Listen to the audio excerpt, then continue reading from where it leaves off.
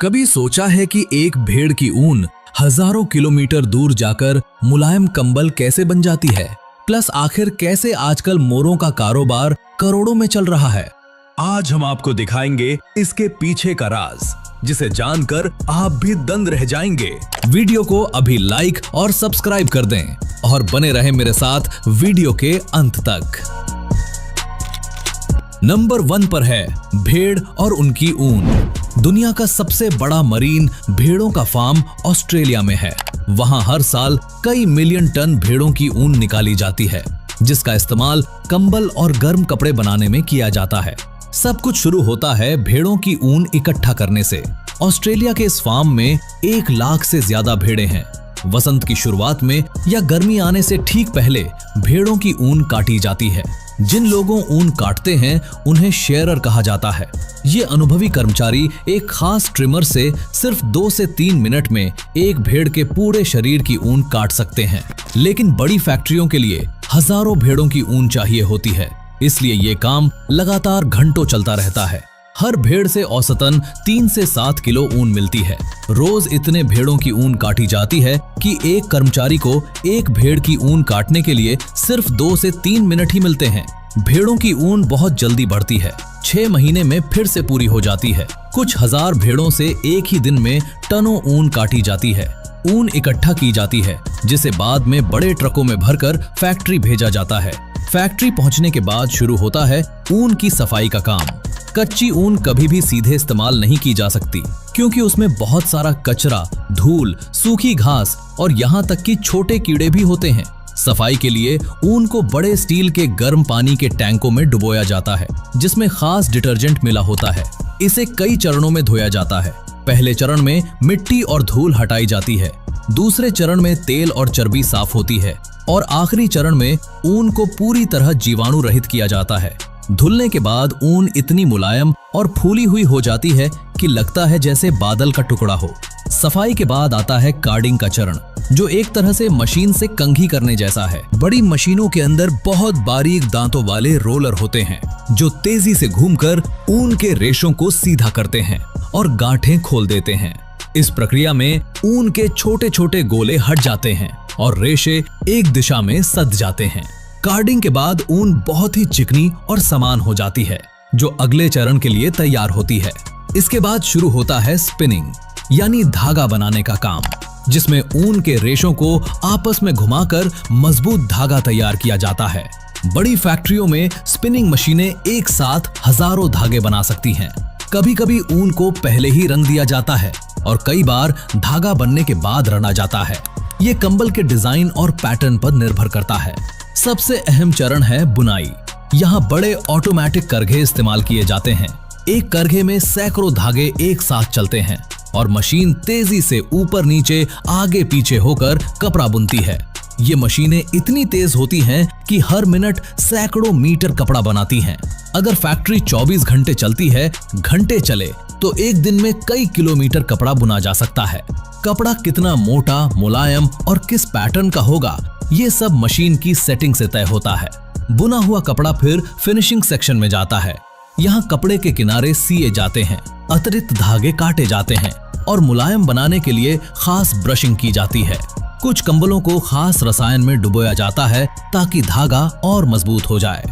अलग अलग देशों के लिए धागों को अलग अलग रंगों में रंगकर कंबल तैयार किए जाते हैं। ये और भी जटिल प्रक्रिया है।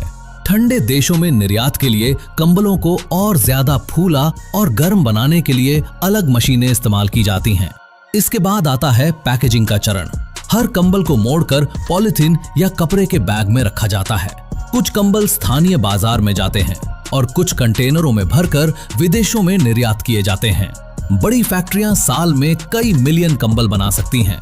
कंबल बुनने का काम सबसे ज्यादा तुर्की, ऑस्ट्रेलिया और कजाकिस्तान में होता है। अगला है आखिर कैसे मोरों का कारोबार करोड़ों में चलता है। अगर आप सोचते हैं कि मोर सिर्फ देखने में सुंदर होते हैं और नाच सकते हैं, तो आपको अपनी सोच बदलनी होगी। आजकल मोरों का कारोबार करोड़ों में चल रहा है। सोचिए, ऐसे फार्म भी हैं जहां लाखों मोर एक साथ पाले जाते हैं। हाँ, ये सच है। आज के समय में मोर सिर्फ एक पक्षी नहीं, बल्कि पैसों की खान है। क्योंकि इनके पंख, अंडे, मांस, यहाँ तक कि इनका गोबर भी अलग अलग उद्योगों में काम आता है। भारत, चीन, दक्षिण अफ्रीका, थाईलैंड और अमेरिका, इन देशों में बड़े बड़े मोर फार्म मौजूद हैं। भारत के राजस्थान और तमिलनाडु में तो पूरे गांव के लोग मोर पालन करके अपनी जीविका चलाते हैं।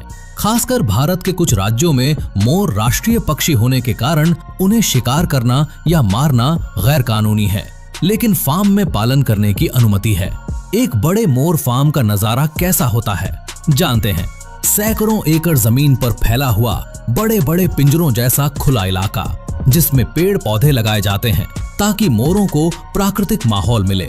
हर फार्म में हजारों मोर होते हैं और उनका घूमना फिरना, खाना, अंडे देना, प्रजनन सब कुछ योजनाबद्ध तरीके से होता है।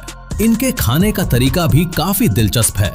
मोर आमतौर पर धान, गेहूं, मक्का, फल, सब्जियां और छोटे कीड़े मकोड़े खाते हैं। बड़े फार्म में रोजाना हजारों किलो खाना दिया जाता है। कई फार्म में मोरों को अलग अलग तरह के फल खिलाए जाते हैं, क्योंकि इससे उनके पंखों का रंग और भी चमकीला हो जाता है। मोर का सबसे महंगा हिस्सा क्या है जानते हैं? उसके रंग बिरंगे पंख। एक नर मोर साल में लगभग 150 से 200 पंख गिराता है। ये पंख इकट्ठा करके फैक्ट्री में भेजे जाते हैं, जहां से हैंडीक्राफ्ट, गहने, पेंटिंग, ब्रश, सजावटी सामान और कपड़ों के डिजाइन में इस्तेमाल होने वाले आइटम बनते हैं। अब बात करते हैं मोर के अंडों की। एक अंडे की कीमत 3000 से 7000 रुपए तक होती है। ये अंडे ज्यादातर विदेशों के 5 स्टार रेस्टोरेंट में खाने के लिए इस्तेमाल होते हैं, खासकर चीन में, जहां अरबपति लोग इसे एग्जॉटिक फूड के रूप में भारी कीमत पर खरीदते हैं। बहुत लोग पूछते हैं कि क्या मोर का मीट खाया जा सकता है? हाँ, कुछ देशों में खाया जाता है, खासकर चीन, नेपाल, थाईलैंड और अफ्रीका के कुछ हिस्सों में, जहां इसे महंगा और हेल्दी माना जाता है। हालांकि कई देशों में लीगल रिस्ट्रिक्शंस हैं, जैसे भारत में राष्ट्रीय पक्षी होने के कारण इसका मीट बेचना गैर कानूनी है। इसलिए जिन देशों में परमिशन है वहीं पर इसे निर्यात किया जाता है। भेड़ हो या मोर या फिर जंगल के कोई अन्य जानवर, इन सब पर ही हमारी पृथ्वी का संतुलन टिका है। कारोबार बड़ा हो सकता है, मांग बढ़ सकती है, लेकिन जानवरों की सुरक्षा और उनके साथ मानवीय व्यवहार सबसे पहले आना चाहिए। हमें ऐसे फार्म और उद्योगों को बढ़ावा देना चाहिए जो क्रूअल्टी फ्री तरीके अपनाते हों और प्रकृति का सम्मान करते हों, क्योंकि धरती तभी खूबसूरत रहेगी जब इंसान और बाकी जीव दोनों सुरक्षित और संतुलित रहें। लाइक, सब्सक्राइब जरूर करना। वीडियो को अंत तक देखने के लिए आपका बहुत बहुत धन्यवाद।